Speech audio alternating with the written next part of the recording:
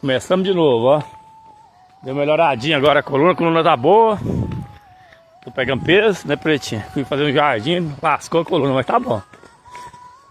Acho que é novinho, né, menino. Aí eu tô usando a roupinha, tô indo devagar hoje, que ainda tô em recuperação, mas vai dar certo. Eu gosto muito de exercício, tem que fazer todo dia. Vira um vício. Tudo na vida vira um vício. Se você controlar esse vício... Só que o exercício eu faço com cuidado. Você vê, eu fazendo exercício eu não machuco.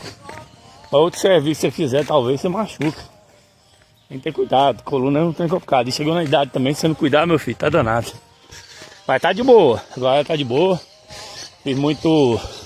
Ela é um choque elétrico na coluna, fiz um monte de coisa. Mas eu tenho a maquininha, né? Eu comprei. Comprei lá em São Paulo.